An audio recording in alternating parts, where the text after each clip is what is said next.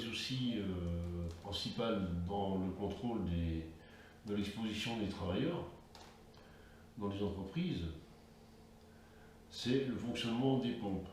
Lorsque celle-ci s'arrête, le prélèvement est non validé. Donc j'ai développé un prototype qui marche en LoRa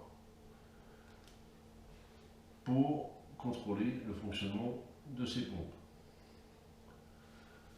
Donc le prototype, le voilà. Donc à base d'Arduino avec une puce SX 1276 pour la transmission LoRa.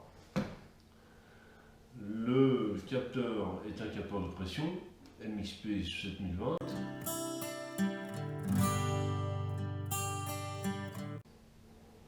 qui permet de contrôler le delta P de la pompe.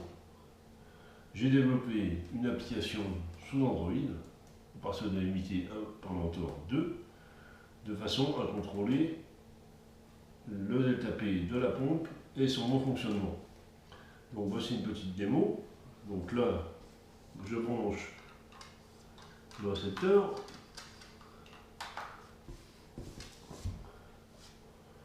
Je branche mes deux transmetteurs. J'utilise la même pompe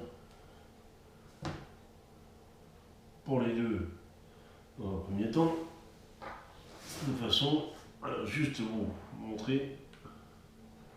Voilà, là je démarre la pompe.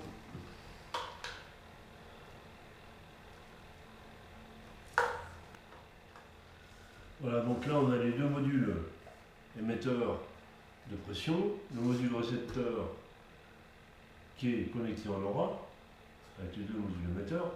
Donc là en fait, on se retrouve sur l'application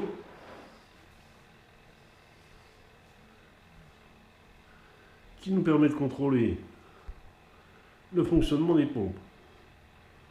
Voilà donc un aperçu de l'application. Donc là, on sélectionne les contacts auxquels on va envoyer un SMS si la pompe ne fonctionne plus. On fait une fin de sélection, on se connecte au récepteur.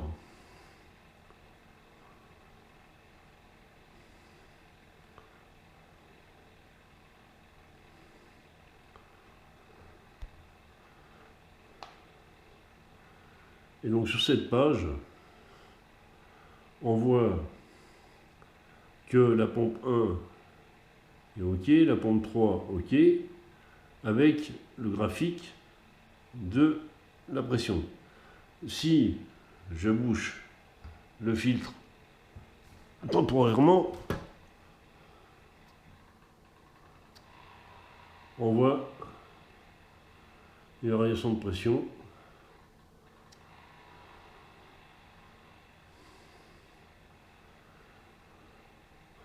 Sur l'écran.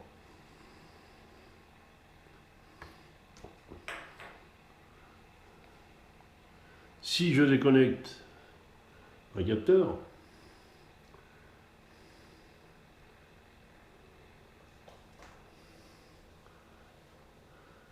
voilà, donc les pompes se mettent en défaut et on voit directement un SMS.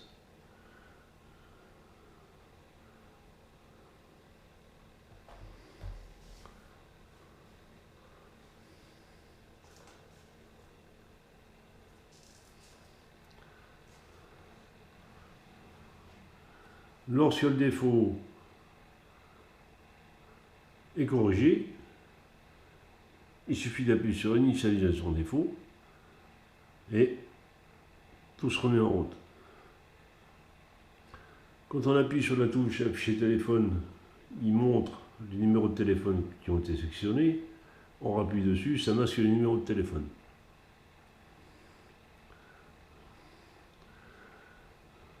Donc ce sont des systèmes qui sont des prototypes, qui sont assez grossiers et gros.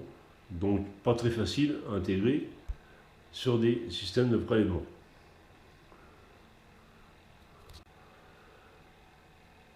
J'ai donc développé la même application sur des modules LIGO TTGO ESP32 qui sont beaucoup plus petits, plus faciles à intégrer et fonctionnant sur batterie. Donc là, on a un exemple d'affichage effectivement sur les boîtiers de la pression et de la validation du capteur. Si je bouge le capteur,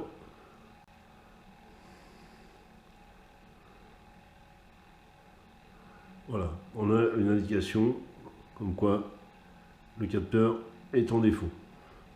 On retrouve la même chose sur l'application, l'affichage de la pression.